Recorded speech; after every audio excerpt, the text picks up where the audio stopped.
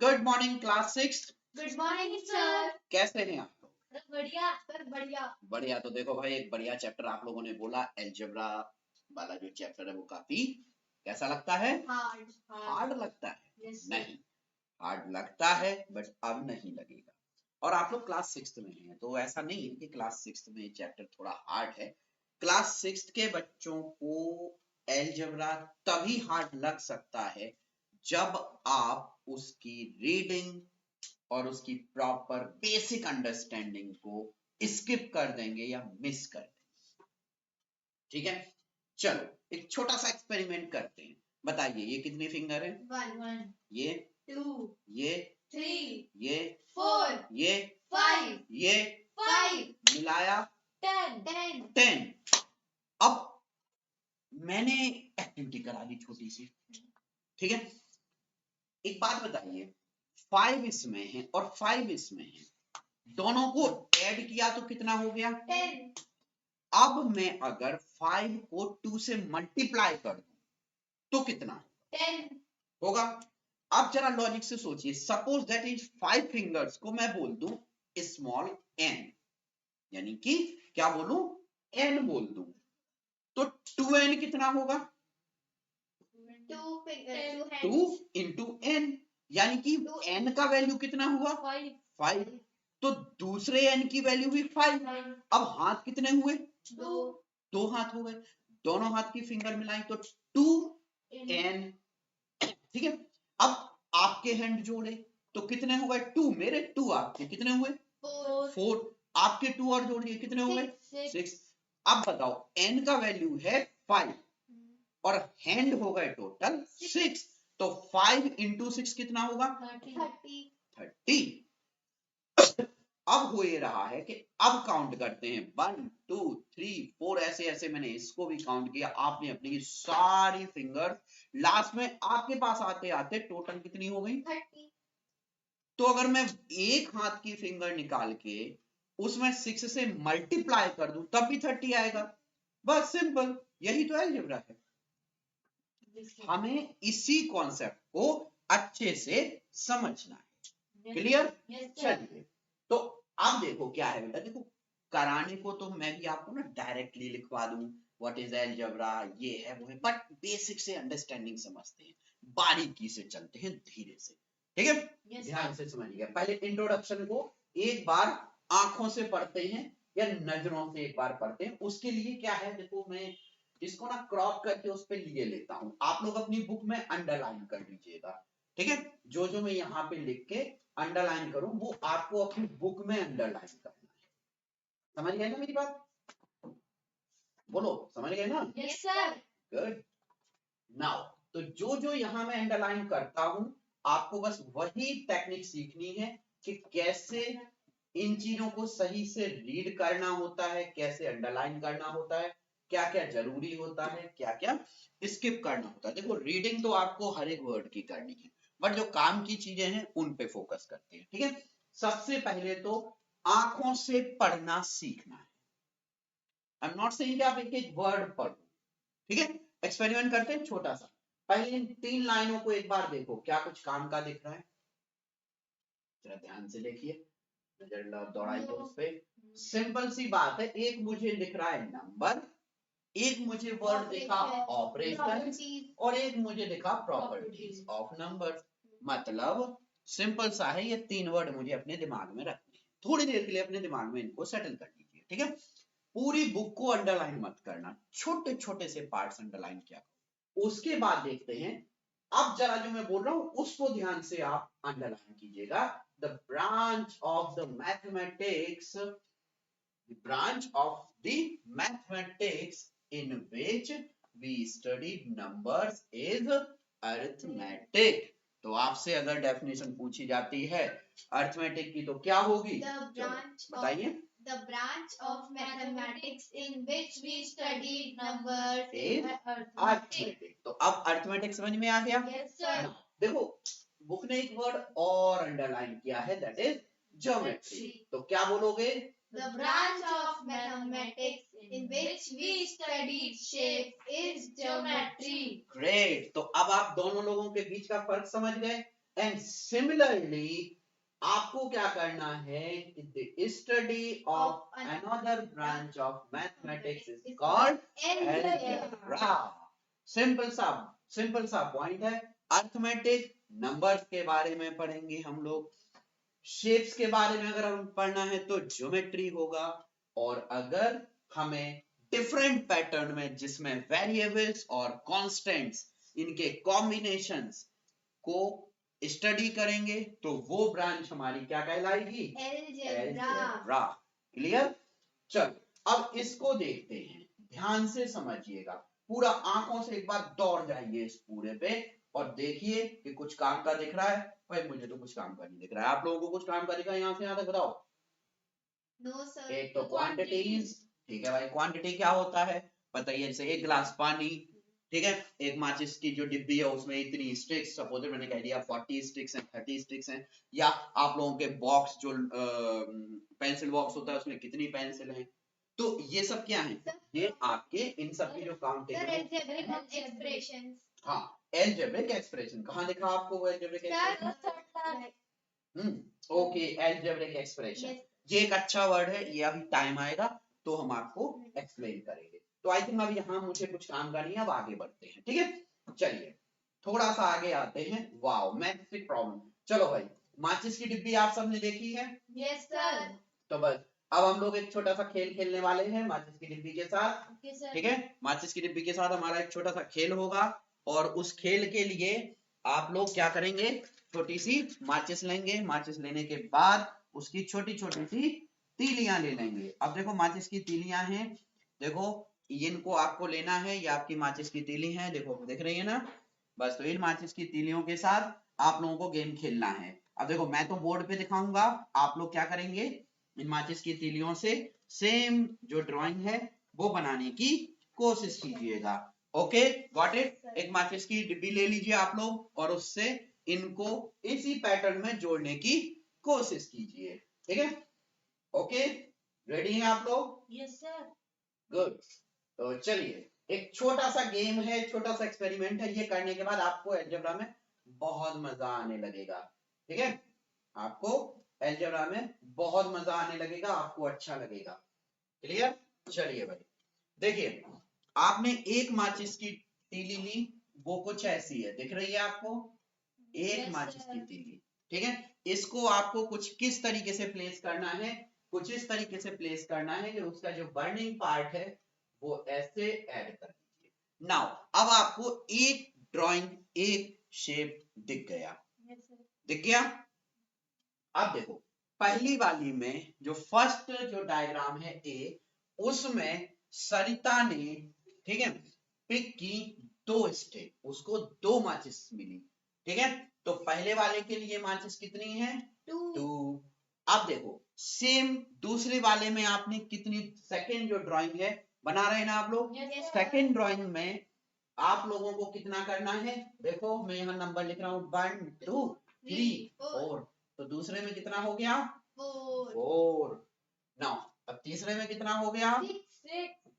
देखिए 6। तो जरा गौर से देखो, इसमें एक पैटर्न है, इस पैटर्न को हम आपको बना के बताते हैं एक अच्छे अंदाज में। हाँ 2 का टेबल आप बोल सकते हो, बट इसको जरा ध्यान से देखो, ये एक माचिस की तीली है और ये दूसरी माचिस की तीली है, ठीक है। इसमें टोटल कितने हैं, 2। अब जरा गौर से देखिए, हमने क्या किया, सेम इसी ड्राइंग को एक बार और रिपीट कर दिया। तो हम क्या इसको ये नहीं लिख सकते हैं 2 इंटू 2, 2 मल्टीप्लाई बाई 2, यहां पर एक ड्राइंग है ना ये, तो 2 मल्टीप्लाई बाई 1, यहां पर मैं अगर इसको लिख दूं 2 मल्टीप्लाई बाई 3, क्योंकि एक यूनिट ये है, एक ये है, एक ये है। तो जरा गौर से देखो, इस पूरे में अगर मैं आपसे पूछता हूं कि पैटर्न क्या है, तो क्या है पैटर्न, 2 से मल्टीप्लाई, सब में 2 से मल्टीप्लाई हो रहा है। अब 2 से मल्टीप्लाई क्यों हो रहा है, क्योंकि उसमें जो शेप हमने लिया है उसमें कितनी स्टिक यूज हो रही है, 2 हो रही है।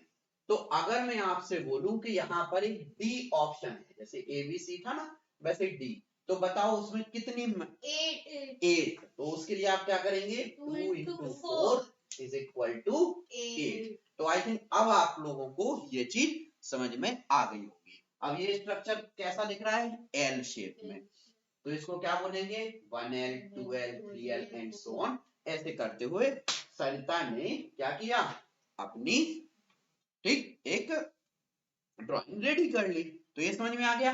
अच्छा चलो अब एक दूसरा वो बताते हैं, एक एक्सपेरिमेंट में बताता। आप क्या कीजिए, एक माचिस की तीली है, फिर दूसरी माचिस की तीली है, बनाइए, फिर तीसरी माचिस की तीली है, फिर चौथी माचिस की तीली है, और फिर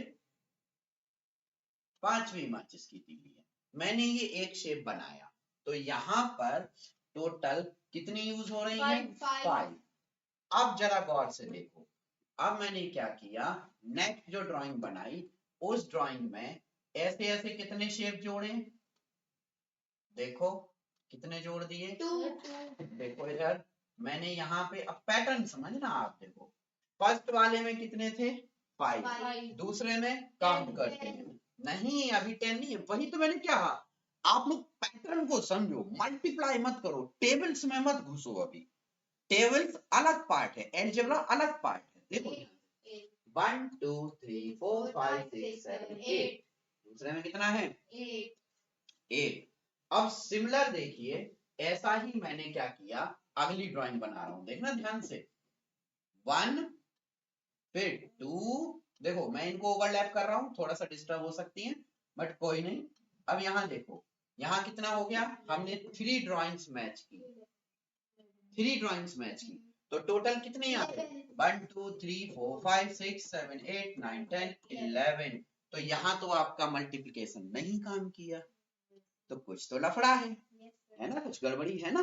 तो आपको सिर्फ पैटर्न को ऑब्जर्व करना है। एक्चुअल में यहाँ हमारा ये जो टेबल का कॉन्सेप्ट है वो क्यों यूज नहीं हुआ, उसका एक रीजन है, क्योंकि यहाँ पर ओवरलैपिंग हो रही है। देखो यहाँ ओवरलैपिंग हुई, तो 2 स्टिक आपकी यूजलेस हो गई, इसमें हो गई, और यहाँ पर कितनी हो गई, 2 और 2 4। अब देखो यहाँ अगर 2 जो यूजलेस हुई वो मिला दें तो आ जाएगा 10, और यहाँ पर 4 अगर मिला दें तो कितना आ जाएगा, 15। अब देखो अब बन गया होगा 5 2 10 5 3 15। अब समझिए मेरी बात, तो पैटर्न्स अलग हैं, हमें उनको सही से समझना है, उनकी अंडरस्टैंडिंग को सही से ऑब्जर्व करना है। अब देखो, अब सेम एग्जांपल में हम एक नई चीज आपको बता रहे हैं। देखिए ये एक आपकी माचिस की तीली, ये दूसरी आपकी माचिस की तीली हो गई, और ये तीसरी आपकी माचिस की तीली। अब जरा ध्यान से समझना, ठीक है, ये आपका फिगर नंबर ए, इसमें कितनी तीली हो गई आपकी, 3, मैजेस्टिक आपकी 3, बनाते जाइए, इसको ड्रॉ कीजिए। उसके बाद अब देखना, अब देखो मैं क्या कर रहा हूं, देखो इधर अगले में एक हमने ये लिया और दूसरे में हमने ये लिया। अब बताओ इसमें कितनी माचिस की तीली, 6, इसमें ओवरलैप नहीं हुआ तो 6 आ गया। यस, इसमें 6 आ गया। हुआ क्लियर। अब एक ड्राइंग और बना के देखते हैं, सी, ध्यान से समझते जाना। देखो इधर ये हुआ आपका 1 हुआ, फिर मैंने अगेन एक ऐड कर दिया, फिर अगेन एक ऐड कर दिया, ठीक है। तो अब टोटल स्टिक काउंट करो, 1 2 3 4 5 6 7 8 9, तो यस, तो अब यहाँ पे हमारा ऑर्डर बना, वाई, बिकॉज इसमें ओवरलैपिंग हुई ही नहीं है। सो देखो यहाँ पर मैं बोलूंगा ये शेप नंबर 1 है, ये एक ड्राइंग है ना, सो n इज इक्वल टू 1, यानी कि इसमें हम फॉर्मूला क्या लगाएंगे, 3n। ओके, नाउ यहाँ n इज इक्वल टू 2, क्योंकि मैंने जो ये एक शेप आपको दिया था, कौन सा शेप दिया था, ये जो शेप दिया था, ये शेप 2 टाइम्स है, ठीक है, समझ गए। तो यहाँ पर कितना हो जाएगा, ये आप यहाँ पे क्या लगाओगे, 6 इज इक्वल टू कितना हो जाएगा, n इज इक्वल टू 2 आया ना, तो हमारा यहाँ पे क्या फॉर्मूला बन गया, 3n था, यहाँ पर n इज इक्वल टू 1, यहाँ n इज इक्वल टू 2, तो यहाँ n इज इक्वल टू कितना होगा, 3, इसीलिए 3 into 3 कितना हुआ, 9। अब समझ में आ गया। एनसीईआरटी ने सिर्फ शेप से स्टिक को फाइंड आउट करना सिखाया है कि आपको कैसे वो जाना है। पहले आप अलजेब्रा का बेसिक कॉन्सेप्ट समझो, न्यूमेरिकल्स तो अलजेब्रा की आप आराम से कर लोगे, ठीक है। चलिए वापस आते हैं इस पे। अब देखो वो और नए नए शेप्स आपसे ड्रॉ करवाएंगे। देखो इधर ये सब आप आराम से पढ़ लीजिएगा, ये वही है जो मैंने आपको समझाया है। अब आता है आपका वेरिएबल्स। ध्यान से समझते हैं वेरिएबल क्या है। देखो इधर इस वाले को ध्यान से समझो। यहां पर जो पिछला वाला हमारा था, जो हमने फर्स्ट डायग्राम ड्रॉ किया, उसमें n का वैल्यू चेंज हो रहा था।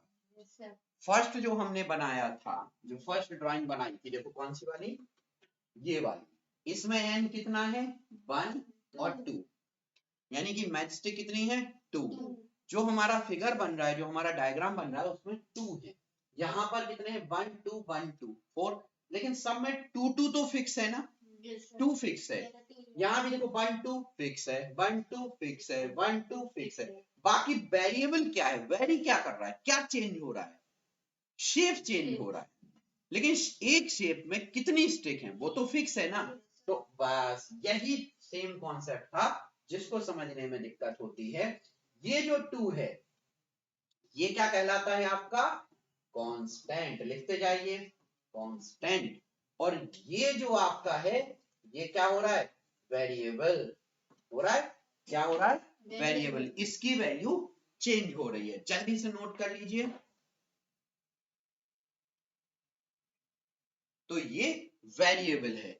अब देखो भाई यही हम आपको दोनों वर्ड्स प्रॉपर्ली बताए देते हैं कि कांस्टेंट क्या होते हैं, वेरिएबल क्या होते हैं। देखो कांस्टेंट जैसे मैंने कह दिया 2 5 7 9, ये सब क्या हैं आपके, या फिर 1/2 या 8/3, ये सब आपके किस में हैं कांस्टेंट्स हैं। समझ में आ गया यहाँ। अब वेरिएबल भाई यहाँ पे क्या आया n a b p x y z etc, ये क्या होंगे आपके वेरिएबल। इनकी जो वैल्यू है वो वेरी करती रहती है, चेंज होती रहती, इसलिए आप इनको चेंज कर सकते हो। होप समझ में आ गया यहाँ तक, कोई दिक्कत? तो वेरिएबल क्या है, कांस्टेंट क्या है, ये समझ में आ गया अच्छे से। अलजेब्रा में बेसिकली इन्हीं के कॉम्बिनेशन को आपको सिखाया जाता है, ठीक है।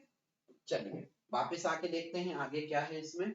मैजिस्टिक प्रॉब्लम हो गया। अच्छा चलो इस वाले में देखते हैं, बताओ वेरिएबल क्या है और कांस्टेंट क्या है, ठीक है। ओके देखो बताओ इस वाले में वेरिएबल क्या है और कांस्टेंट क्या है। फर्स्ट डायग्राम में देखो कितनी है, इसमें 3, इसमें 3 प्लस 3 हुआ ना, 1 2 3 1 2 3, तो टोटल इसको हम 2 इंटू 3 लिख सकते हैं, यहाँ पे 1 इंटू 3 लिख सकते हैं, लिख सकते हैं। यहाँ पे कितना है 1 2 3 4 5 6 7 8 9, तो यहाँ पे हम 3 इंटू 3।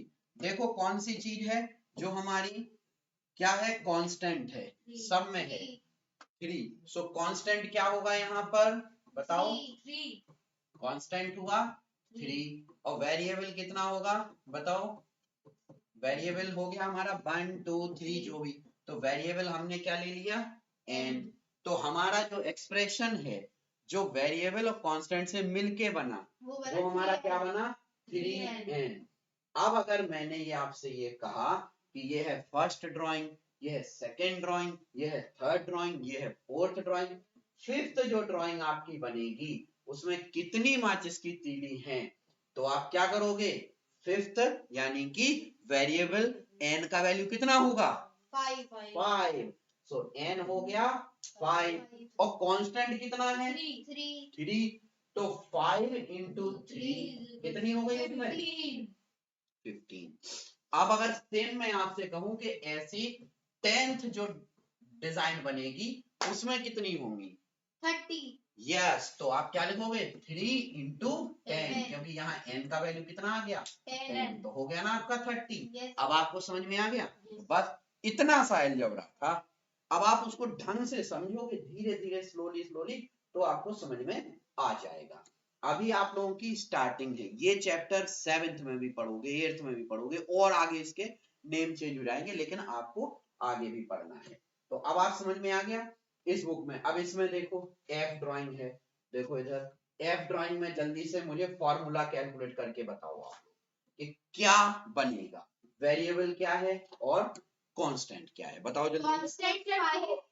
पहले तो ये देखते हैं कांस्टेंट क्या है, कितनी स्टिक है इसमें, 4 1 2 3 4, ये 4, इसमें 1 2 3 4, इसमें 4 इंटू, बट ऐसी ऐसी कितनी ड्राइंग है, 2 ड्राइंग है पहले। अरे इसमें 2 है, 1 और 2, तो यहाँ पे क्या है 1, इसमें क्या है 4 इंटू 3, तो बताओ फॉर्मूला क्या बनेगा इसका, बोलो जल्दी से।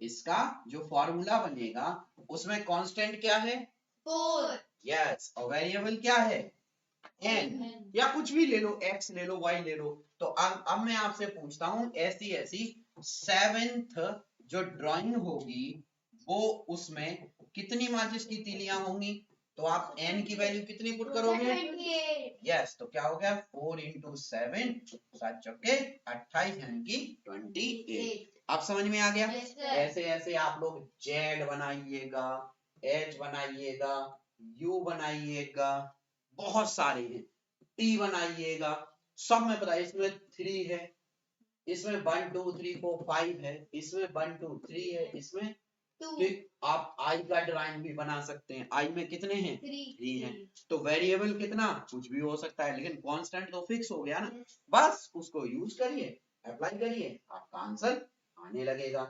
तो अब यहां तक आ गया, ठीक है। अच्छा, अब बीच में देखो बुक क्या कह रही है, जैसे आप लोगों को अभी इतनी देर से मैं एन लेके चल रहा हूँ, तो ऐसी एनसीईआरटी भी एन लेके चल रही है। तो अब एनसीईआरटी कह रही भाई एक बात बताओ, व्हाई नॉट एन, हम हर बार एन क्यों ले रहे हैं, एन क्यों लिया हमने, एम क्यों नहीं लिया। तो भाई आप एम ले लो, एल ले लो, पी ले लो, एक्स ले लो, वाई ले लो, जेड लो, जो मन में आए वो ले लो, क्योंकि उसकी वैल्यू तो वेरी कर सकती है, चेंज कर सकती है, सो दे आर कॉल्ड वेरिएबल्स, समझ गए। और कांस्टेंट भाई नंबर फिक्स है। अब आप सोचो आपके कितने हाथ हैं, 2 वो तो फिक्स हैं, चेंज थोड़ी हो सकते हो, एक तीसरा हाथ और आ गया है कि सौम्या बोली मेरा एक हाथ और आ गया, विश्वा ने बोला नहीं मेरे सर 4 हाथ हैं, भाई ऐसा थोड़ी है, दो फिक्स हैं, दो हैं, खत्म है। अब मैंने कह दिया आपके स्कूल में 10 बॉयज हैं, एक बॉय के 2 हाथ हैं, तो 10 के कितने होंगे 20, खेल खत्म। अब ऐसा थोड़ी है कि मतलब हाँ एक्सेप्शन की बात अलग है, तो एक्सेप्शन पे हम जाएंगे ही नहीं, ठीक है। तो अब समझ में आ गया ना कांस्टेंट्स क्या है और वेरिएबल क्या है, यहां तक कोई दिक्कत, स्पेस तक कोई दिक्कत नहीं, ओके। चलो भाई इस टेबल को देखते हैं, इस टेबल को ध्यान से समझते हैं, पहले बनाते हैं अच्छे से, ड्रॉ करिए टेबल आप लोग अपने में, ओके। देखिए भाई कहानी ये है कि नंबर ऑफ नोटबुक रिक्वायर्ड, जो नंबर ऑफ नोटबुक रिक्वायर्ड और टोटल कॉस्ट इन रुपीज। तो देखो जो नोटबुक है, अगर एक नोटबुक आप लेते हैं तो उसकी कॉस्ट कितनी है 5, तो फिर से वही सेम कहानी, एक नोटबुक की कॉस्ट कितनी हुई 5 हुई। अब दो नोटबुक की कॉस्ट, तो 5 इंटू 2, तो देखना ध्यान से, यहां पर ये क्या है, ये है वेरिएबल, ये वेरी हो रहे हैं ना, तो ये क्या हो गए, ये क्या है वेरिएबल। और तो अब कांस्टेंट, तो ये जो 5 है ये आपका क्या है कांस्टेंट होगा। तो अब देखो ऐसे ही आप बढ़ाते गए, 2 जा 10, 3 जा 15, 4 25, तो यहां अगर मैंने ले लिया 6, तो आप यहाँ पे क्या लिखोगे 6 इंटू 5 यानी कि 30। अगर यहाँ मैंने m ले लिया तो नीचे क्या आएगा 5m, और अगर मैंने यहाँ ले लिया 10 तो बताओ कितना आएगा 5 इंटू 10 यानी कि 50। तो समझ में आ गया ना कैसे करना है ये, ठीक है। ऐसे ही आप ये सब जो ये है इनको आराम से रीड करिएगा, तो आपको ये सारे जो पॉइंट्स हैं वो अच्छे से समझ में आ जाएंगे, ठीक है। और अगर नहीं समझ में आते हैं तो मुझे आप लोग बता दीजिएगा। अब चलो इस वाले को थोड़ा सा डिटेल में देख लेते हैं, थोड़ा सा इसको समझते हैं, ठीक है, क्योंकि आप लोगों को ये चीज थोड़ा डिस्टर्ब कर सकती है। ठीक है, चलिए देखिए बेटा, इधर पढ़ो, इसको जरा ध्यान से पढ़िए। क्या दिया है, राजू और बालू दो भाई हैं, सही है। उसमें ये कहा कि एक है छोटा और दूसरा बड़ा, दोनों की एज में कितने का डिफरेंस है, 3 साल का। तो अब एक बात बताओ, आज डिफरेंस है 3 साल का, ठीक है, दोनों में डिफरेंस कितने का है, 3 इयर्स का है। जैसे आप दोनों लोगों में डिफरेंस है 3 इयर्स का।